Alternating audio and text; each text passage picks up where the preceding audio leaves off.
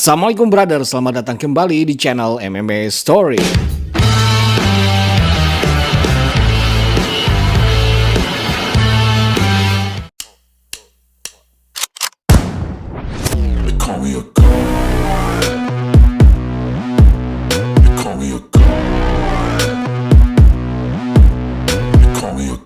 Ia tak perlu mencari nama, tak perlu menunjukkan apapun, bahkan ia tak perlu bersaing di level manapun di UFC. Namun ajaibnya, tanpa harus melakukan apapun, Kai Asakura langsung mendapatkan title shot di pertarungan pertamanya di UFC. Meski bukan debutan pertama yang mendapatkan title shot, namun kasus Kai Asakura ini memang sedikit mengagetkan untuk fans UFC di era baru ini, di mana UFC sudah sangat settle dan menjadi tujuan utama semua fighter MMA.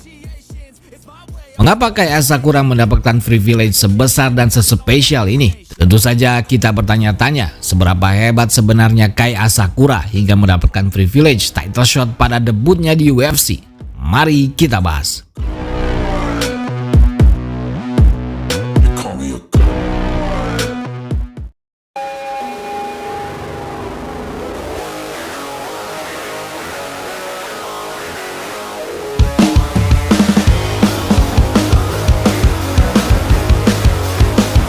Sejak SD, Kai Asakura sudah berlatih karate dan gulat sumo. Ia termasuk anak bandel yang sering berkelahi di jalanan sejak kecil hingga remaja.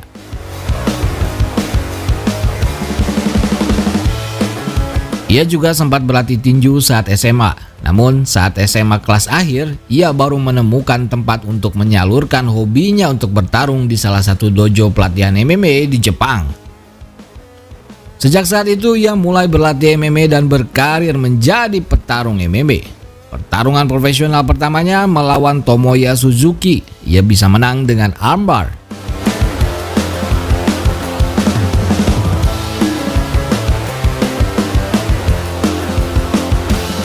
Asakura pun terus melaju kencang dengan 8 pertarungan yang semuanya ia raih dengan finish.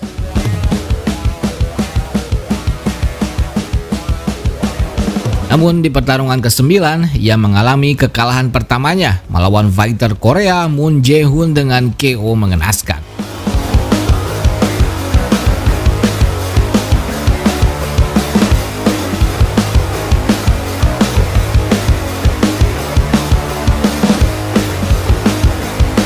Beberapa bulan kemudian, Asakura dikontrak Rizin dan ia bisa bangkit dengan mengalahkan bintang-bintang Rizin Saiga, Manel Kape hingga Moon Jae-hoon, orang yang mengalahkannya pertama kali.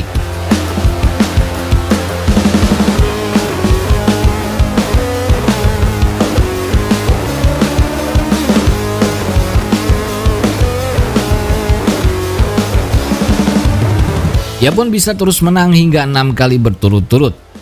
Hingga akhirnya ia kembali bertemu Manel Kape untuk memperebutkan title bantamweight Rizin.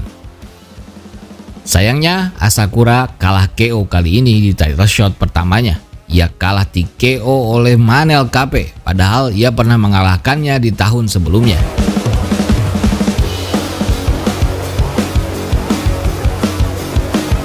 Di tahun yang sama, Manel Kape pindah ke UFC. Gelarnya kosong dan Asakura memperebutkannya melawan Hiromasa Aogi Kubo. Asakura bisa menang decision dan meraih gelar pertamanya. Ia sukses mempertahankan gelarnya 1 kali sebelum kembali kalah oleh Shuto Watanabe dan kehilangan gelarnya.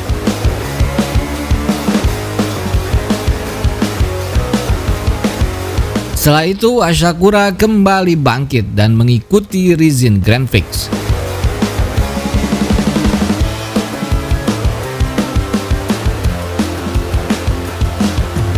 Ia sukses mencapai final, namun kalah decision oleh Hiromasa Aogi Kubo, fighter yang juga pernah ia kalahkan saat meraih gelar pertamanya.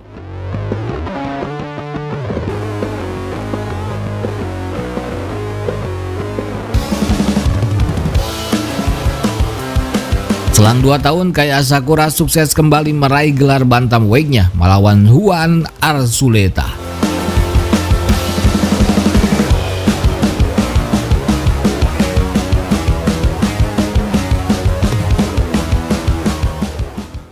Setelah ia sukses meraih gelar keduanya, ia pun dikontrak UFC dan ia langsung mendapatkan title shot flyweight melawan juara flyweight UFC saat ini, Alexander Pantoja.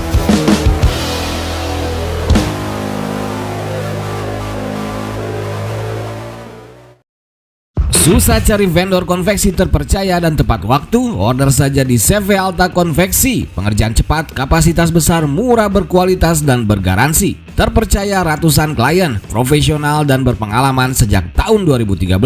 Siap mengerjakan partai besar maupun kecil. Minimal order hanya 12 piece. Menerima order pembuatan kaos, polo shirt, training olahraga, seragam kantor, PDL, jaket, rompi, jas alma mater, jasket, wearpack, tas, dan lain-lain. Gratis jasa desain dan konsultasi dapat dikirim ke seluruh Indonesia dan luar negeri. Untuk order atau tanya-tanya, WhatsApp kami sekarang juga atau langsung datang ke workshop kami di Kota Sukabumi, Jawa Barat.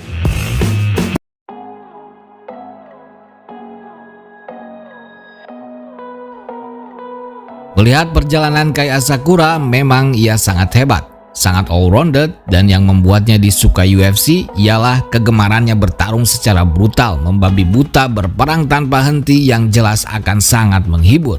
Mengingat aksi-aksi brawl gila seperti yang biasa Asakura lakukan sangat dibutuhkan divisi ini. Meski di Rizin ia bertarung di kelas bantam, namun mengikuti Manel Cafe ia masuk ke flyweight di UFC. Kelas flyweight sangat membutuhkan angin segar. UFC sengaja mengimpor Asakura memang untuk membuat divisi ini menarik dan ditonton fans UFC.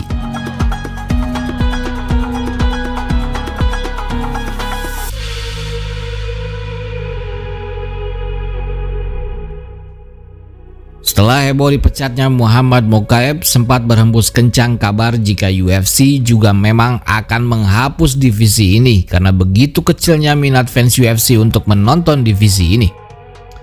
Tidak ada bintang yang benar-benar bersinar dan menonjol di flyweight, sangat jomplang dengan divisi lain yang memiliki bintang-bintang besarnya masing-masing yang sangat menjual. Sementara di flyweight nyaris tidak ada pertarungan yang bisa benar-benar menjual. Pantoja sebagai juara sendiri popularitasnya jauh di bawah juara-juara divisi lain di atasnya. Maka dari itu, Kai Asakura adalah salah satu upaya UFC menyelamatkan divisi flyweight, divisi yang kurang populer dan kurang bintang, agar kembali bisa menarik penonton-penonton UFC dan menghasilkan pertarungan yang bisa menjual. Popularitas Kai Asakura sendiri memang besar di Asia, khususnya di Jepang. Ia memiliki banyak pengikut dan jelas akan menarik fans loyal Jepang yang merupakan hardcore fans MMA untuk menonton UFC. Kompetisi kembali segar dan menarik jika Asakura menang dan menjadi juara. Akan banyak pertarungan di flyweight yang bisa dijual. Namun jika ia kalah, penyegaran divisi ini akan sedikit tertunda. Karena Kai secara drastis harus membangun namanya untuk kembali menarik dan relevan.